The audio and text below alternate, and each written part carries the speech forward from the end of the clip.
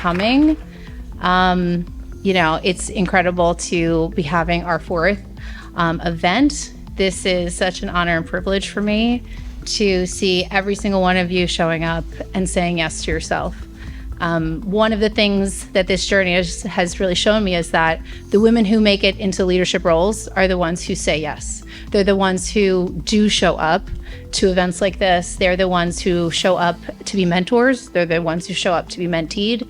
And it is the one consistency that I can share. And so I feel honored to be sharing this space with all of you and knowing that every single one of you are tapping into your leadership and your careers and into yourself and into each other. So thank you so much, first and foremost, to every single one of you for coming. It means so much to me that all of you are sharing this vision with me.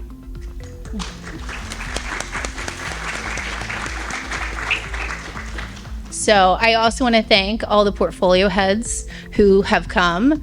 They have green name tags. Everybody who wants to know who is the portfolio head, if you don't know who they are, just look for a green name tag, talk to them, especially that bald guy in the back. He knows everybody. He's a great guy to get to mentor you. So please, every single one of these portfolio heads here, they have consistently been showing up, and all of them really believe in helping one another. And so I just want to thank every single one of them who's here. Jessica Chusing, who is the Director of Compliance for Argo. She is also with IREM. So she's a big believer in IREM and how that can contribute to your career advancement. So thank you for being here. We have Diane Fields, who is one of our one of our past speakers. Diane is just a rock star. Thank you so much for being here. Peter St. John, where are you, Peter? There he is in the back. Hines in the house. Yeah, Hines in the house. He has an incredible team of women who he leads, and he really was happy to come. So thank you so much for that. Dana Getz from JLL. Dana, right? This woman's awesome. She's also New Jersey proud, so. She's absolutely amazing. We have Matt Duthie. We'll call him the resident troublemaker. But so thank you so much, Matt, for being here. He has helped so many women to leadership roles single-handedly, and so we're honored to have you here, Matt. Amy Monticelli. Where's Amy? She's also one of our past speakers, another one of our rock stars. She leads an incredible team over at Paramount, and Paramount's just a phenomenal portfolio, so we're honored to have you. Roberta Salmon, I think she might be running late, but she's also one of my favorite rock stars. She was a past speaker. I've seen her go into multiple roles, into more and more leadership, and they're doing incredible things over at Rudin, so I'm really honored that she is here. Drew O'Connor, who is changing the game over at Rudin as well. I mean, he's making it cool, guys, all right? So thank you, Drew, for coming. Drew has been a continual supporter. So definitely all the ladies, bug him, okay? He's somebody you're going to want to talk to. So he likes good talent. He's got great taste. And Jennifer, how do I say, Twombly? Jennifer Twombly, I don't want to say it wrong, of Rock Hill, thank you so much. Thank you so much for being here. She's from the Boston area, so we traveled pretty far to be here. Thank you for coming, for supporting this movement. Thank you for supporting Carolina. We're honored to have you, so thank you so much. We would not be here without our sponsors. This is a free event. I want to always have it be free. I think all of us economically are not getting everything that we should be getting. And so it's much harder for most women to be able to afford coming to industry events. And so I want something that's exclusively just for you and doesn't impact us financially. So we even the playing field for success. So our sponsors, I have to say, I'm privileged to be working with them and have them supporting this event because if they are just the people where I say women's empowerment, they say absolutely, right? And so that's the really cool part about who they are and their support is that true blue, these are people who are like, yes, I believe in women's empowerment. I want to see more women in leadership roles, and they are happy to support what we're up to. So first and foremost, Guardian Services. They have been with us for, where's Guardian? Where's Guardian? This is the third event they're sponsoring, the third one. And the story I have for their support and just them always standing by us is absolutely amazing. Oh, sorry here. But here's the thing I love about Guardian is cleaning companies, I'm sure we all know, have their pluses and minuses. And they can make or break a lot of us in what we do in our careers. And Guardian is the only cleaning company through doing this where I see every single property manager and tenants come up to me and tell me how much they love this cleaning company. And if a tenant tells you that, you're like, what? Like, it's, they usually have nothing but complaints. So I have found just a new love for this particular company through this process. TriStar Construction also has been sponsoring us repeatedly, and they just do such an incredible job. Again, I love to be working with people where every property manager has nothing but good things to say about them, and that makes me feel really good. We have Nuvo Elevators, same thing. Robert's been supporting us and this event, and these are people who are consistently showing up so that we can continue to have these events. We've got someone new, Bob, over at Royal Waste Services. I have a heart for waste management. I'm sorry, I like my trash. But honestly, Bob got an email from us, and he was just like, he literally called me up and he said, Alecia, women are doing such an incredible job. I've been doing this for so long when men were running it, and so many women are coming in and they're just so good. I have to sponsor this. This is a real conversation he had with me. And that is such a privilege to be able to have somebody like that who's here sponsoring this event, who really believes in what we're doing. Rhino Global Solutions, this is someone who's outside of our industry. And I was just like, hey, women's empowerment. And they were like, yes, they're creating like smart technology for displays. And it's kind of cool. And they were just like, women's empowerment. Yes. So thank you, Rhino Global Solutions. DTM Drafting, where are you guys? I'm so happy to have you join us. I've heard nothing but great things about you. Awesome company. I've got Newman Page, the PR company that sponsored this event, the Yahoo, the MSN, the Real Deal that is coming out. He has been spearheading that. The CEO is here. So John, thank you so much for all of your sponsorship and support. And then last but not least, ProTech. I don't normally thank ProTech because most people know I am ProTech, but I happen to have the owner of ProTech here tonight, Max Kane. Where are you, Max? Max, where are you? You're supposed to stand up wherever you are. Where's it? Oh my goodness. Okay. Either way, obviously he's a little shy, but I would not be here and this would not be here if years ago when I presented this idea to him, he did not immediately say yes. I told him, I think this is a really great idea. We should do this. We should put ProTalk dollars behind it. And his first response was absolutely. And most bosses, I'm sure we know, when you say this is going to be more work for me, it's going to cost you more money, they don't like that. So he was 100% behind it, and I cannot be more grateful because him saying yes has made a lot of doors open for a lot of people, and I'm honored to be part of that.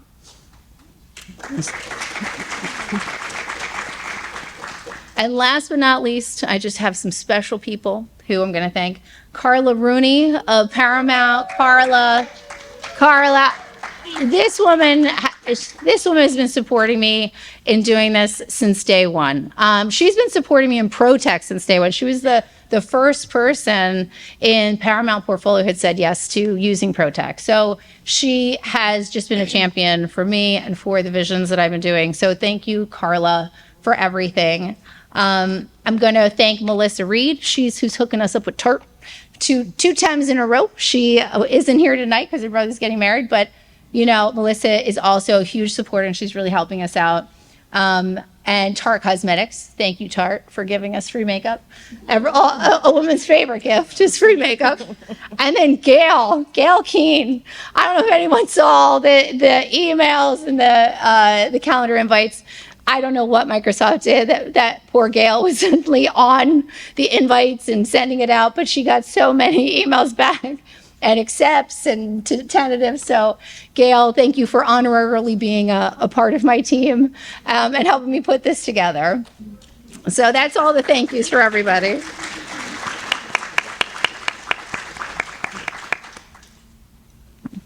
I lost my voice, so you'll see me drinking a lot of water tonight, just to be able to keep it going.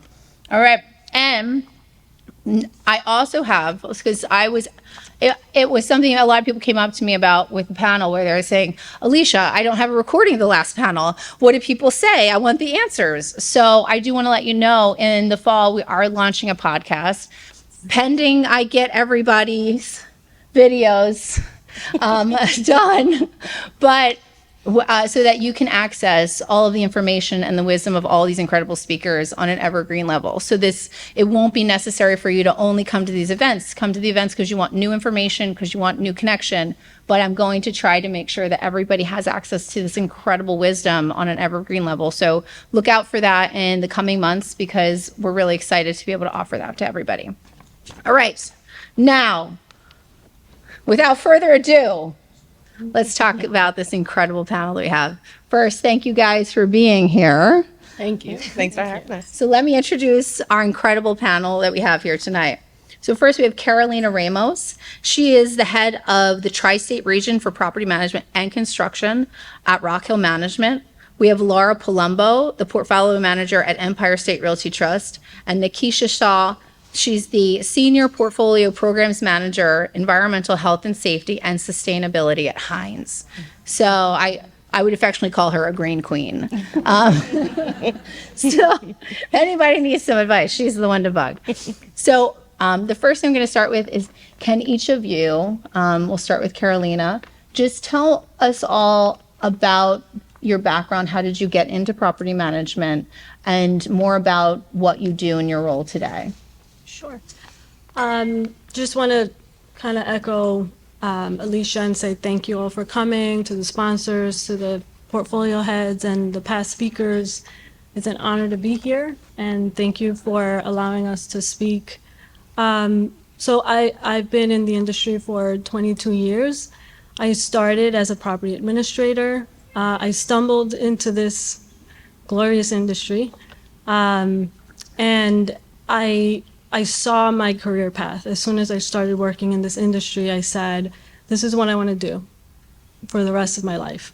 And I immediately set goals for myself, and I just continued to work hard and, concentrating on learning specific aspects of running a property. Concentrated in accounting, became a controller, moved over to operations, started managing single trophy assets, and then moved over to portfolios and just started to increase the portfolio sizes and learning about construction. And so today I oversee the property management and construction for Rock Hill. And thank you again for having us here.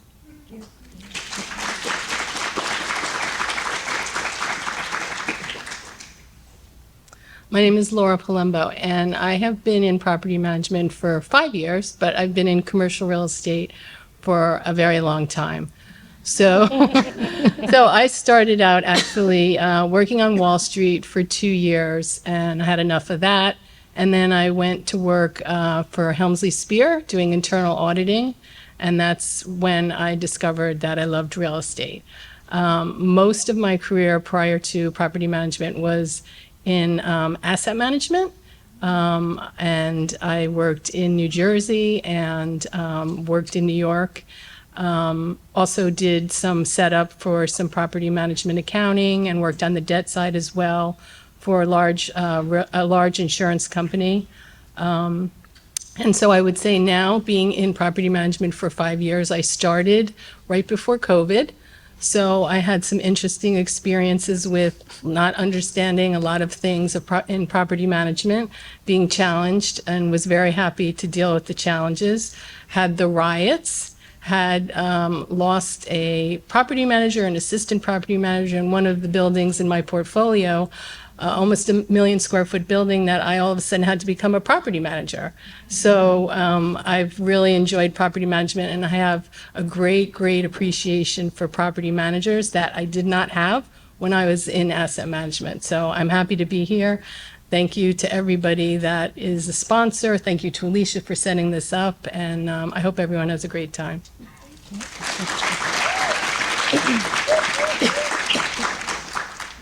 So thank you everyone for coming. I am Nikisha Saw. I have started out in property management as a property administrator many, many moons ago. I can say I raised my children through this process. And when I started out, same thing, kind of stumbled into this industry. I started out on Wall Street. So luckily for me, I went to high school downtown Manhattan and got to intern at the American Stock Exchange. A recruiter saw me and said, "Hey, do you want to join property management?" Had no idea what that was. Joined because my background was accounting. So originally I thought I'd be an accountant, and then joined a property manager to run the day-to-day operations for about a 700,000 building in Brooklyn. And so I was with Forest City, Ratner for about 17 and a half years. Through that, went from property administrator to FMPM, running the FDNY headquarters in Brooklyn. I feel like I grew up in this industry because of being with Forest City. So that transitioned me to join Hines about almost now 7 years ago, where I started working on the FM side of things. And so the best part of that transition is because being in property management, I knew how to speak to my property managers. As we all know in this room, tenant relations is very key. Being a partner, not adversaries, is key. And so I was able to bring that to Hines and to our client. And currently in my role, I support our portfolios of PMs and FMs and engineers focusing on environmental health and safety, sustainability, how do we operate more efficiently? And being from this world of property management, I understand their pains. The biggest part about new initiatives in your role is someone from the top brings it in and you have no idea why. I can understand the why, and then I can translate it to the team to make it less pressure points. And so I've been able to take this role, really create it for myself, and then transpose it into the world of property management to support a greater, larger amount of people.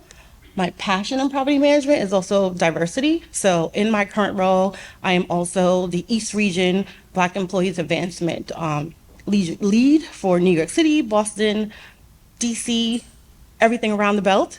And so I do mentor high school students, introducing them into the world of real estate. And I also have my mentee here. She was my AFM. And so I've been able to give back what I've gotten from this industry. So thank you all for having me here so I can share my journey, and hopefully it sparks some interest into you on your career journeys and how you can grow.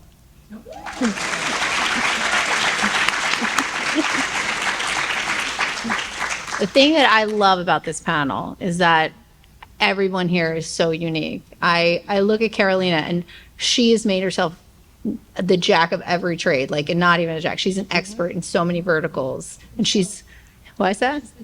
She's the Jill. She's the Jill.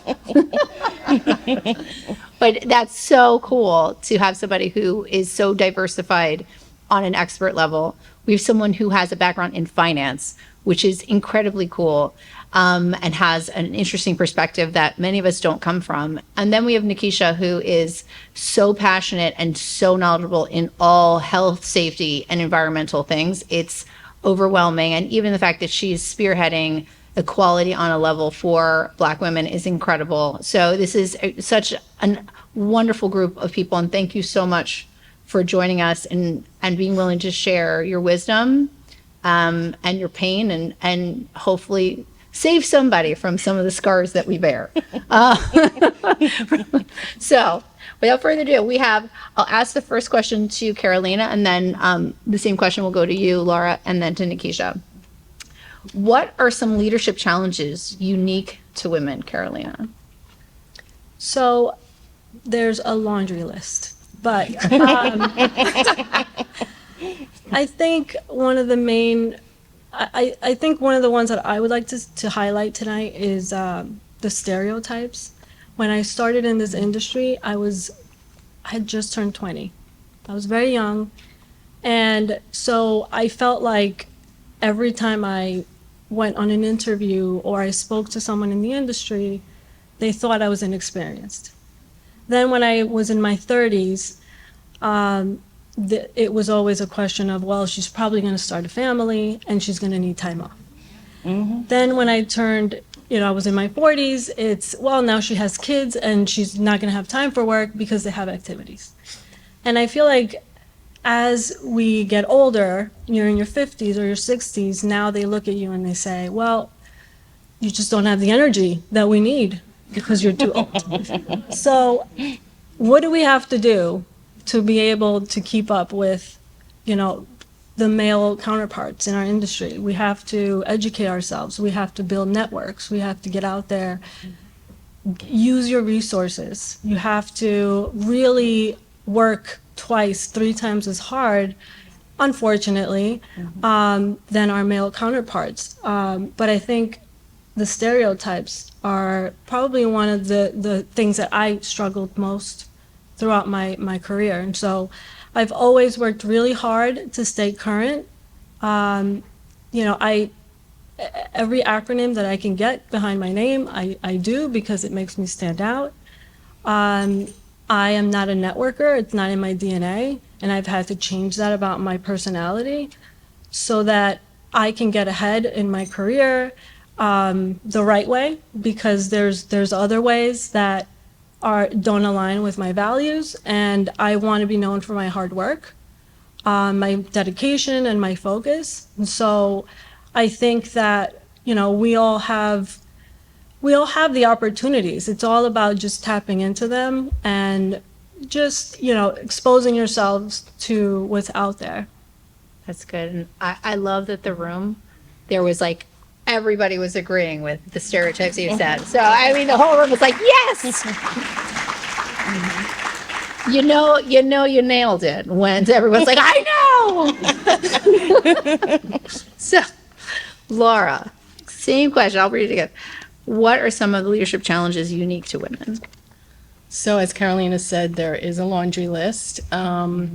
And interestingly enough, I was reading a couple articles this week in the Wall Street Journal on women and specifically studies that were done. One that was done by McKinsey and the Lean In organization.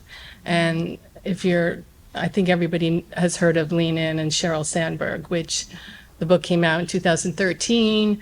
I think I read it then, and I think now it's really as important as ever. And the statistics from these articles that I read, one of them is that, we all know that there's 50% of the population are women, but yet less than 30% are in senior leadership and C-suite positions. And, there's been progress, but it's still not there.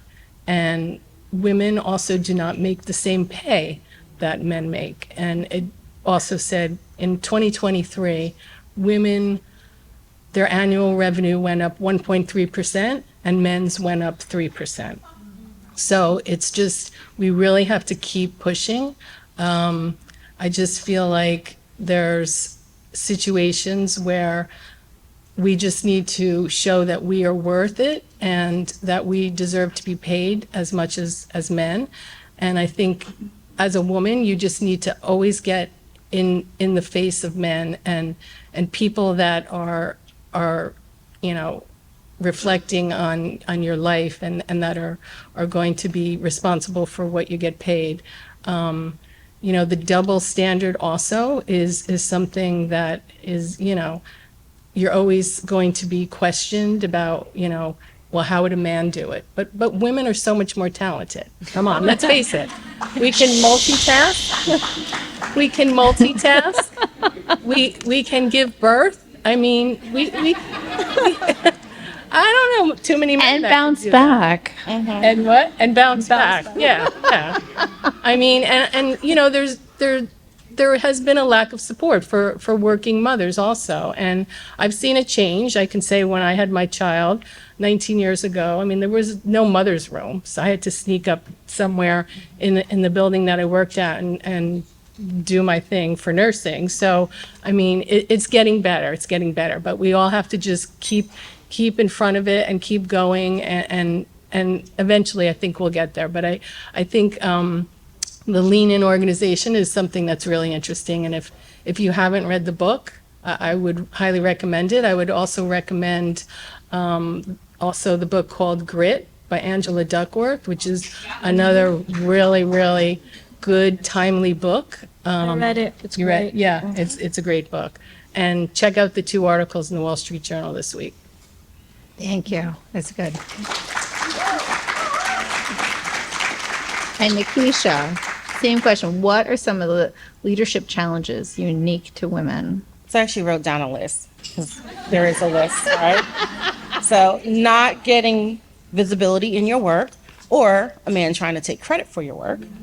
Opportunities to expand your skill set with exposure, which allows you to actually make decisions on your own, fail on your own, so you can learn from them. Mentorship, sponsorship, allyship. And men taking up space, talking more with their microaggressions or their aggressions, because how many times we've had to raise our voice when we necessarily don't want to, but it happens on a day-to-day, whether it's you're on a conference call or in a meeting where someone speaks over you or tells you to hush, because that's like the bane of my existence, the hush. Then I feel like I have to talk to you as you're one of my children, right? And so then, and then it's the idea that, as women, we are looking for opportunities where we can showcase how great we are. To that point, statistically, companies do better when they have women as leaders.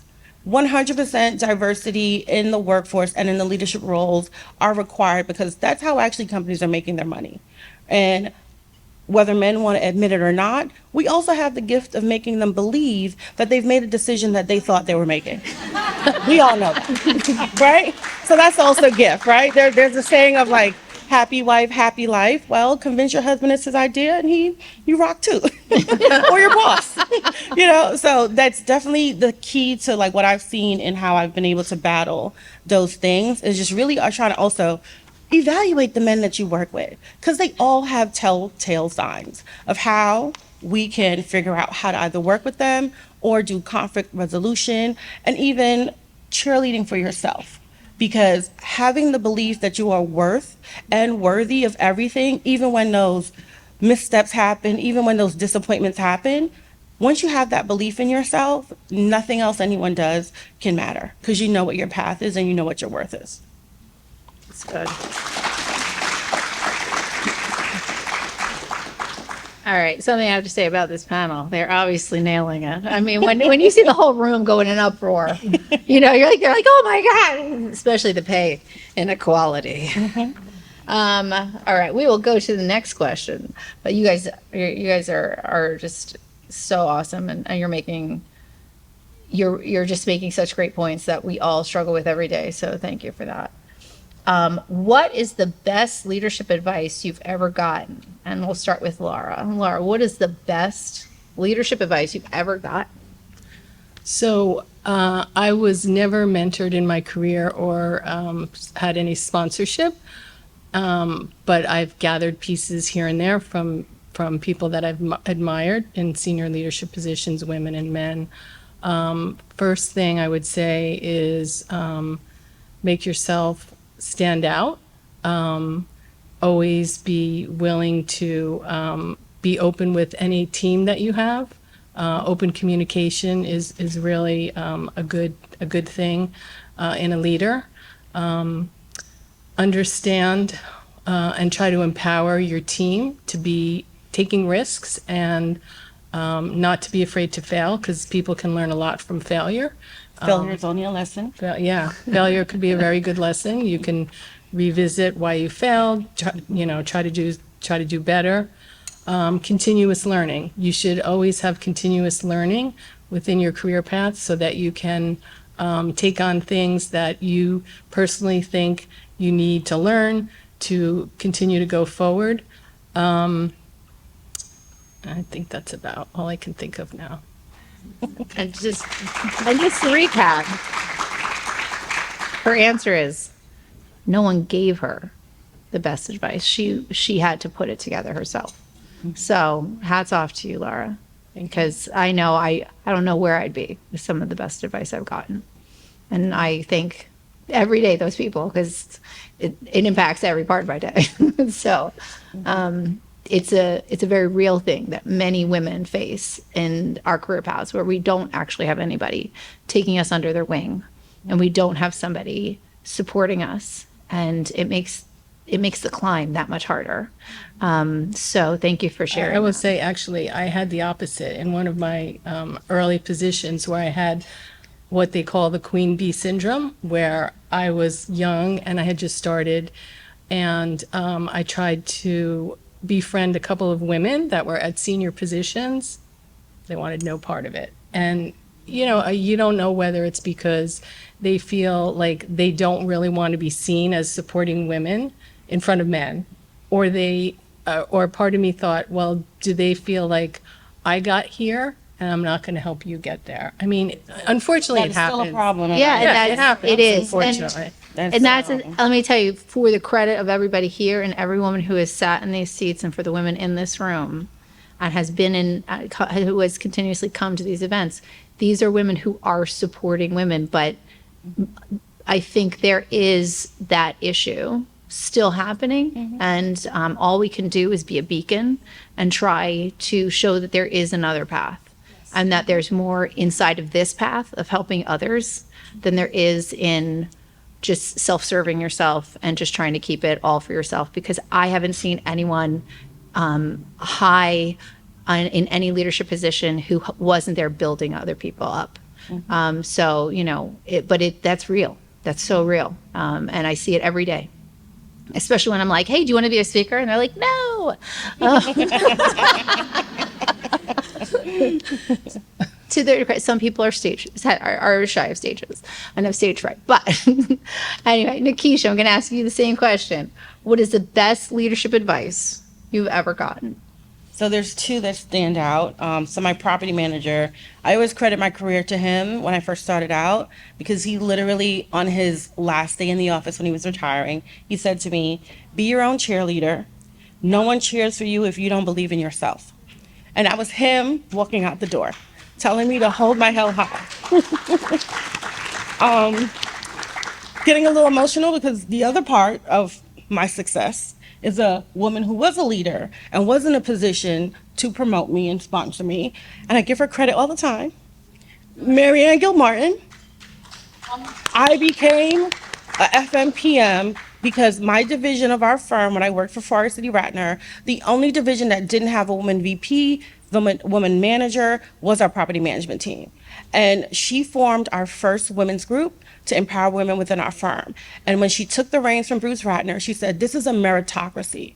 And this requires that everyone be a team player. That's the women and the men of this organization. And I remember I was brave enough in our first meeting to say, I see all kinds of women in VP roles, in managerial roles, now that you're taking the reins. But my division doesn't have that. And the next day I got a call from my director of property management, and he's like, what did you tell Marianne? I said, well, I told her the truth. The only way you become a property manager in this organization, if you're a chief engineer and you've been in the engine room, and particularly the property administrator trains that chief engineer, the budget, the operations of that building, and the tenant relations. And from that day forward, she told him, exactly, the property administrator, right? And so literally within a month's time, she tasked him with an answer. Where is the role that's open to give her a position? And that's how I got my role as the FMPM for the FDNY headquarters, because of her.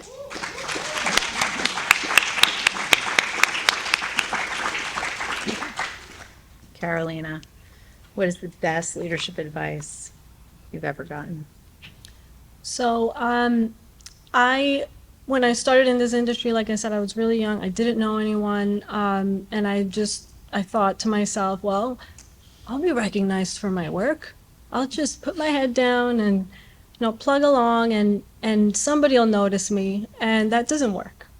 So luckily, my husband, who is the biggest networker you will ever meet, he'll talk to a fly.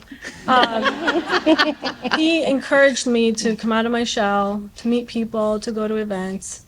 And I aligned myself with leaders in the industry that were willing to guide me. I reached out, I asked questions.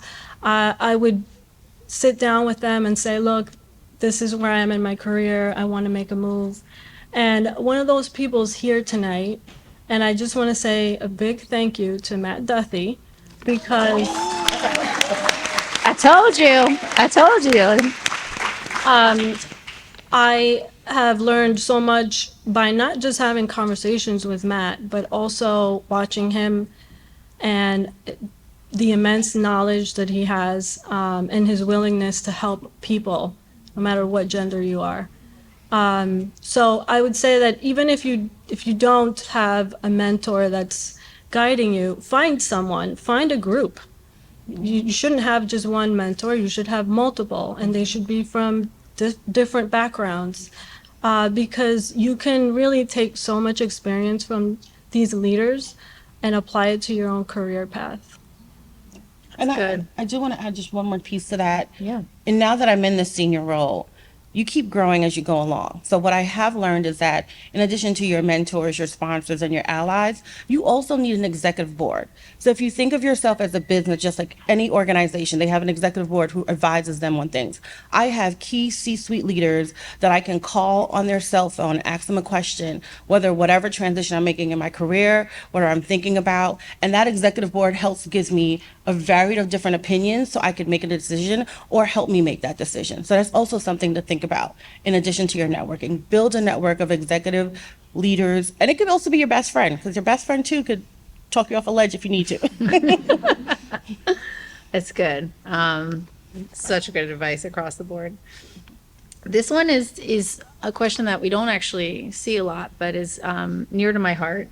I'll ask the question. We're gonna start with you, Nikisha, but just kind of give a little more coloring to it. How do you manage being emotionally compromised at work and still remain balanced and professional?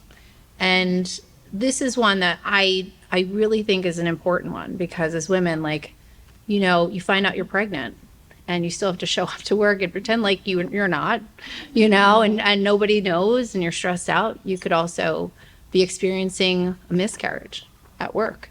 And if anyone's been through it, can last up to a week or more. And you're still like, do I go to work? Do I really take off of work for this? People experience deaths in their family. Your children get sick, and not just like colds. Like, there are people out there who will experience real illnesses for our children, and we're taking care of our parents who are aging. And how do you face heartache and yet still show up, especially with our job, because it's so stressful, right? It's going to push on our buttons. People are not usually acting right a lot of times. And so how do we stay calm and maintain a healthy mental state of mind, act professional, and still be able to focus on our career and go to the next level, right? And so what would you give as advice inside of that space, Nikisha? So there's a lot, right? We are complicated beings, and I have been a mother throughout my career. My kids are older now, so I get to do all these things without having to do pickup time or Girl Scouts or Boy Scouts.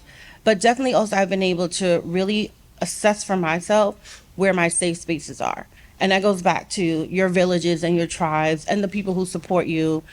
If it's a bad day from work, sometimes you need to cry. You can't be your authentic self sometimes in the work environment. And so being able to find those people who you can call in the bathroom or take a break. I take mental health days. Wellness is key. I've learned that now. I was the 7 to 7 p.m. I was in my building at 7 a.m. I was out at 7 p.m. I wanted to see what happened before the day started. I wanted to see what happened. And now in the role that I'm in, I have to dial that back and tell myself, you don't need to do that. There are actually a whole bunch of people that's already doing that. You now have to think about yourself. And so being able to really find that balance of going to the spa on a Wednesday.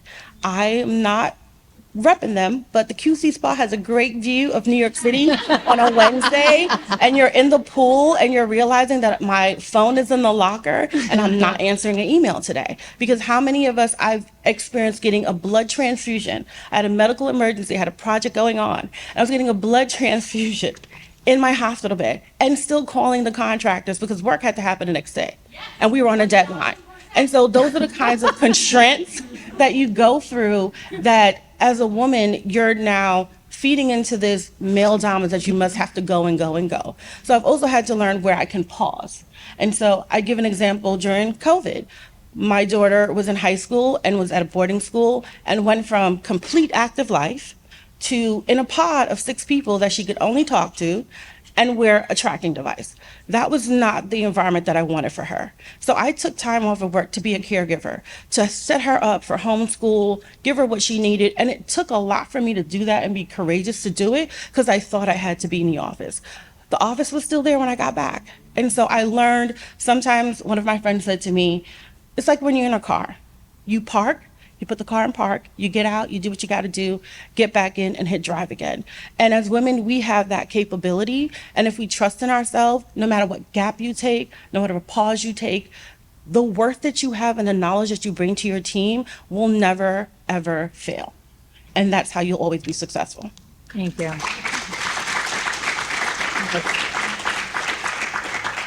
You heard it here first. You are allowed to take off of work. Alecia Allan-Vanderbilt gives you permission. Carolina, same question. How do you manage being emotionally compromised at work and still remain balanced and professional? So, it's tough. We either have kids or pets or aging parents or grandkids or nieces and nephews. Everybody has responsibilities outside of work. Things happen on a day-to-day basis that are very challenging, and yet you still have buildings to manage, personnel, and just tackling the day-to-day issues. And I think that a lot of times, and I go back to the stereotypes, women were always categorized as just being way too emotional. And I think that we need to tap into that a little bit and really focus on balancing that in our careers and focusing on the fact that maybe some of us may be more emotional than our male counterparts, but that is actually a benefit because we can relate to a lot of people. We can have conversations and really engage on a deeper level. I think it's more of a benefit for us, and we should utilize that more. I think we are always being challenged, whether it's at work or not, and your emotional capacity, you should really be focused on the time and the place, right? We have to hone that in as professionals.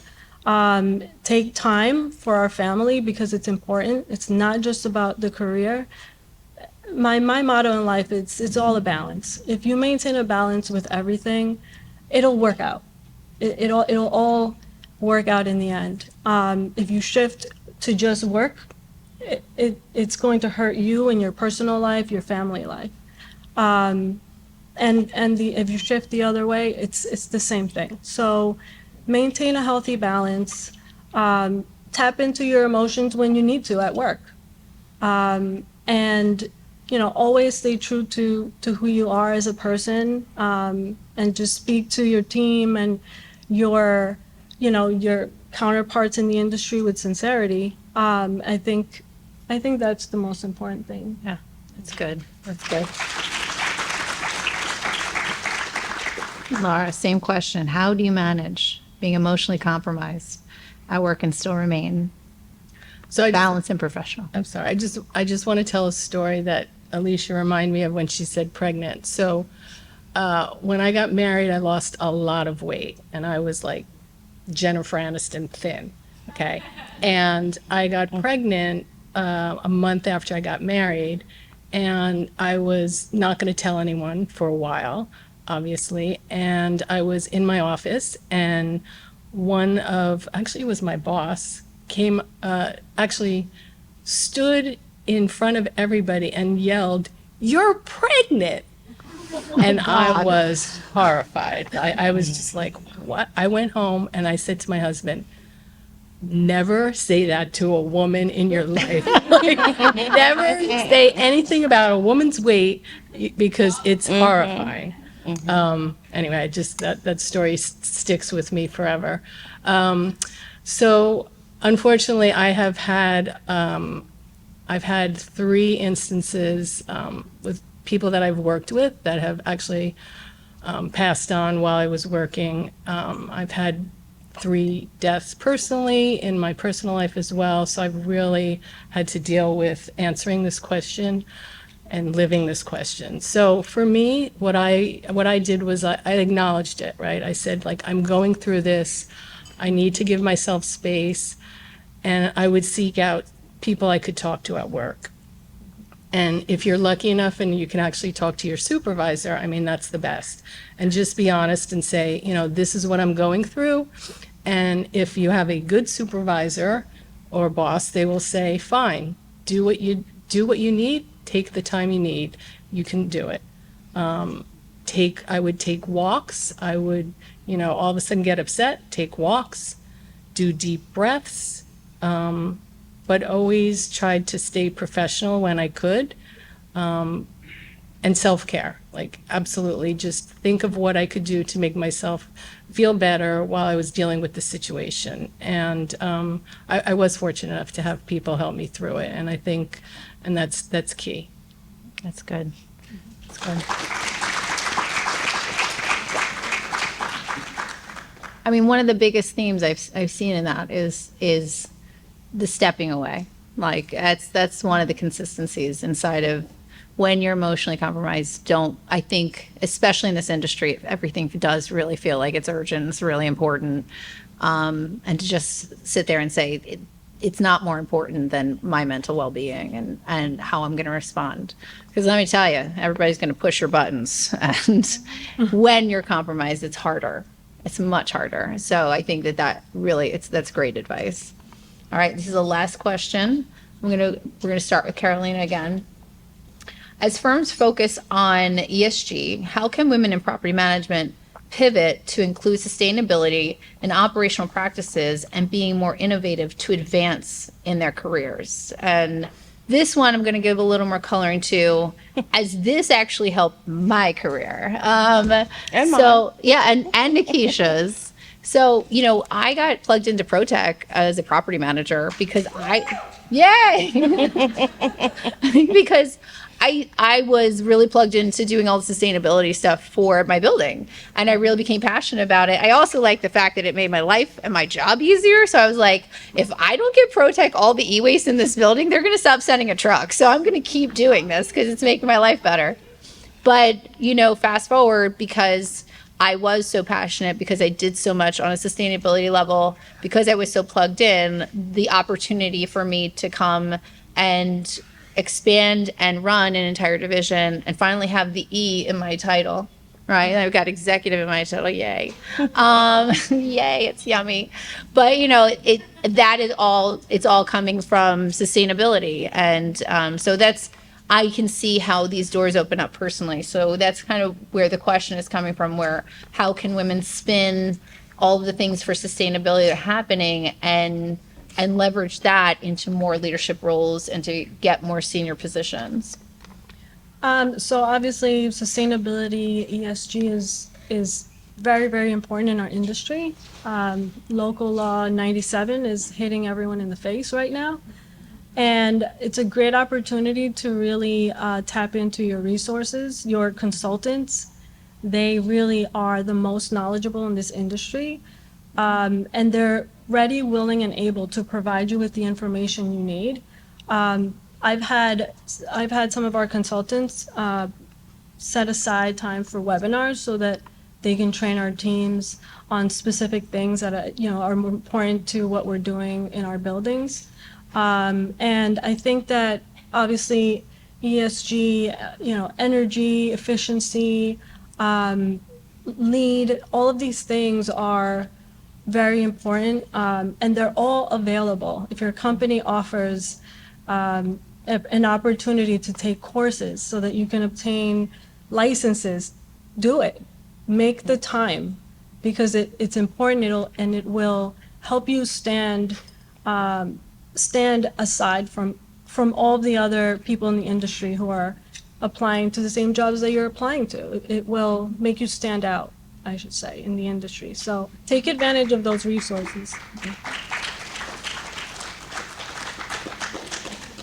Laura, same question.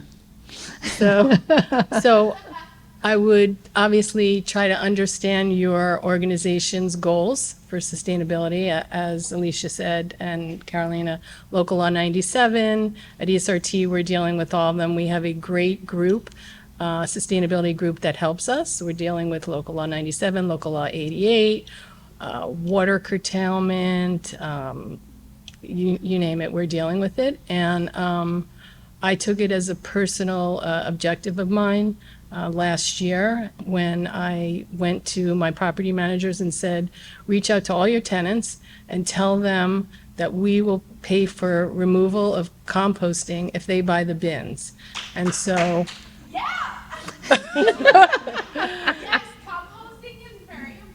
yes, and it was very successful, and we're rolling it out to our whole company now. But I had about I think it was like 800,000 square feet of tenants doing it, and then my esteemed colleague Diane Fields brought Alecia into ESRT.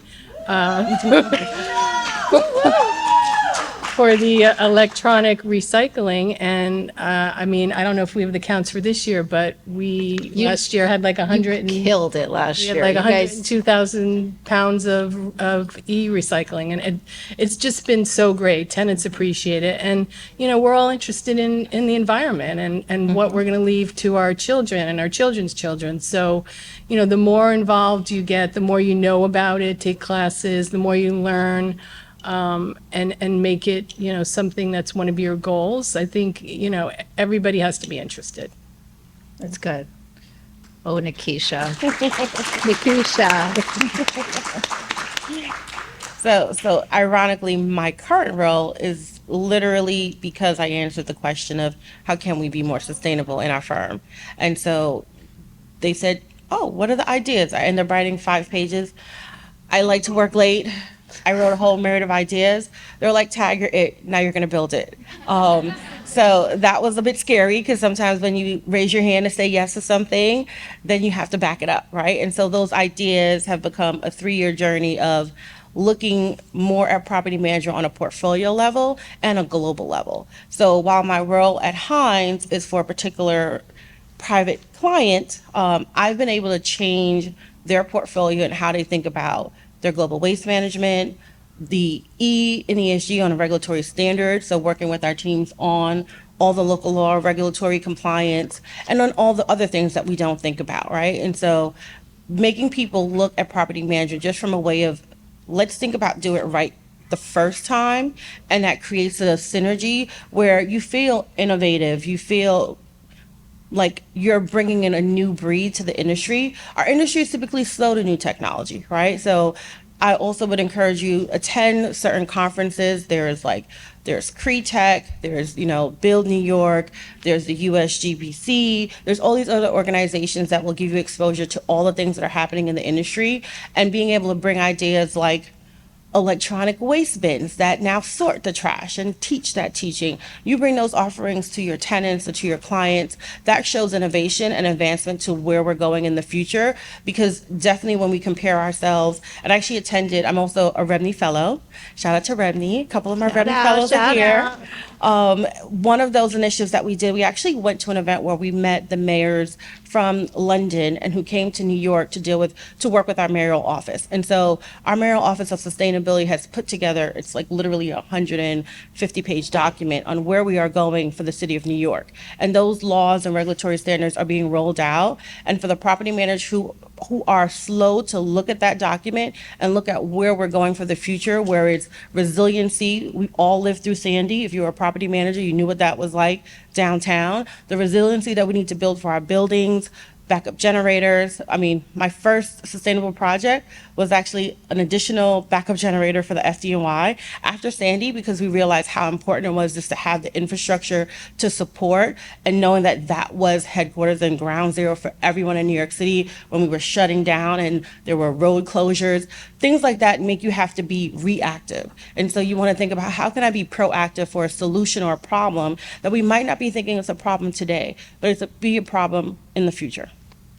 That's good.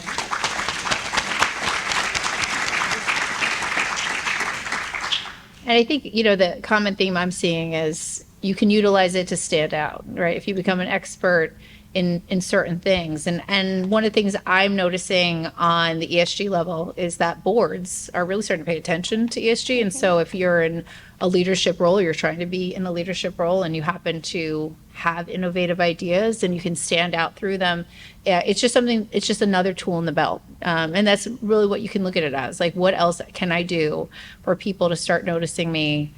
Because that is the key factor in many roles. Like, was your name in the hat? Do they know who you are? And a lot of times, like Carolina highlighted, she just thought, if I just did a good job, my name would obviously be in the hat. And I'm sure many of us know that we've learned that lesson the hard way. It was not. So really great advice, everybody. Thank you all for being a part of this. Thank you for being a part of this panel. I certainly have grown and learned so much from what you've just shared with me. I also love everybody in the room being like, I know. Amazing. You guys are awesome. So thank you all for coming. Please, let's have some drinks. I want you all to talk to each other, especially find the people with those green labels, guys, and these guys. If you don't already know them, please introduce yourself, and let's just get to know each other better, and get connected. All right. Thank you, guys. Thank you, everyone.